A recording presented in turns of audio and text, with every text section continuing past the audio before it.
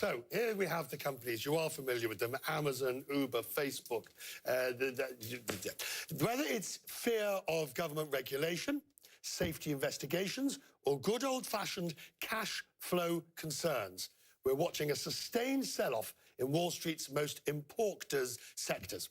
So you have Amazon, for example, reportedly in President Trump's crosshairs at the moment, questioning about whether or not they are unfair competitors against shopping malls, small companies, and the like, and whether they are paying the correct amount of tax. Facebook, which is trying to satisfy its critics with new privacy settings, some say too little and too late.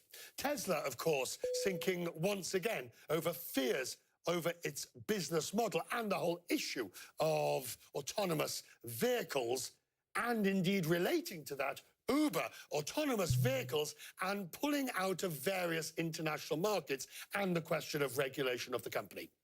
They are household names, and they are suddenly taking a serious beating in the markets.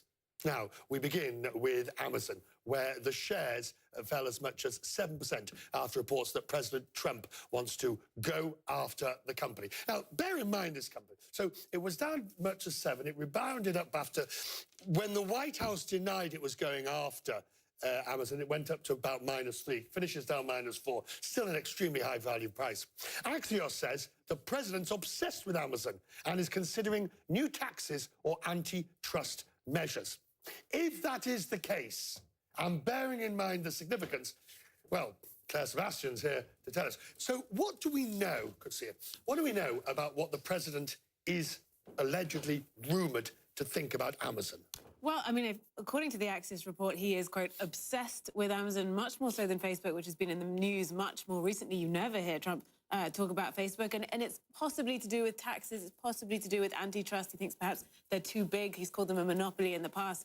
But this was enough, the mere whiff, Richard, that he might actually do something was enough to sink the stocks. How much of this is animus against Bezos because of the Washington Post? I would say a significant part of it. We've actually been looking back at this complicated relationship, Richard. The idea that he's worried about Amazon is really nothing new. Take a look. Donald Trump's animus for Amazon was a staple on the campaign trail. I have respect for Jeff Bezos, but he bought the Washington Post to have political influence, and believe me, if I become president, oh, do they have problems. He regularly attacked the Washington Post, owned by Amazon CEO Jeff Bezos, even claiming Amazon was using the newspaper to avoid taxes. The Washington Post, which is just a ploy for Amazon so that Amazon doesn't pay taxes. After the election, he added a new grievance, tweeting in December last year that the fees charged by the US Postal Service were, quote, making Amazon richer. And some of this is true. According to Citigroup, the US Postal Service undercharges by $1.41 per parcel. Amazon only started paying sales taxes in all applicable US states last spring. Frankly, they're putting all the retailers out of business, okay? You want to know the truth. And he's right about that, too. Store closings hit a record last year, hurt in part by Amazon's dominance.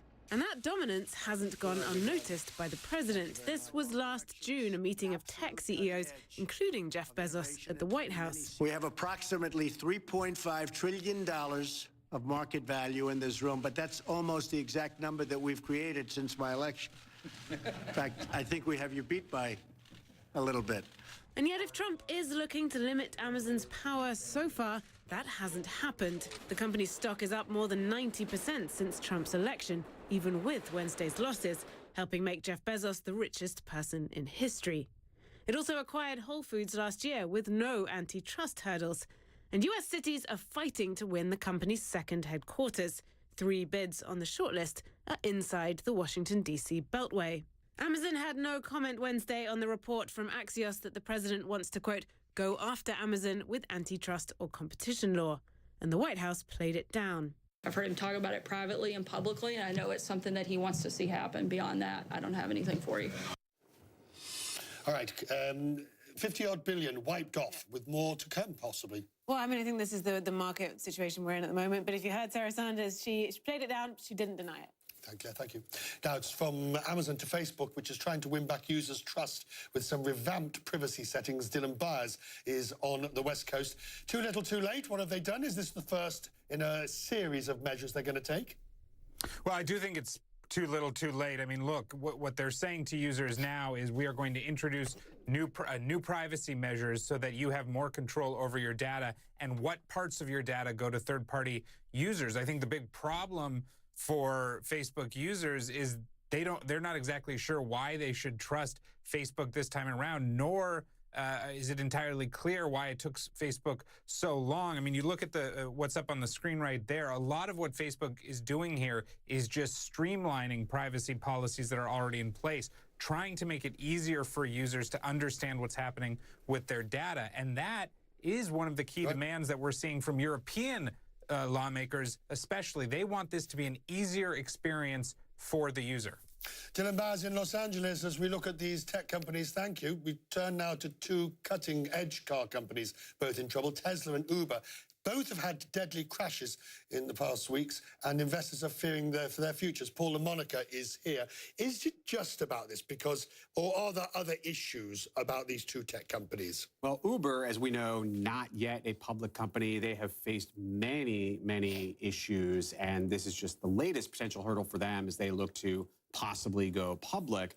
With regards to Tesla, I think it is a legitimate worry that we had this fatal car crash in a Model X. The NTSB is investigating it. There is no evidence at all to suggest that as of yet, that it has to do with the autopilot feature. But I think that is something that people are worried about in the case of both Uber and Tesla, as there are more autonomous cars being tested.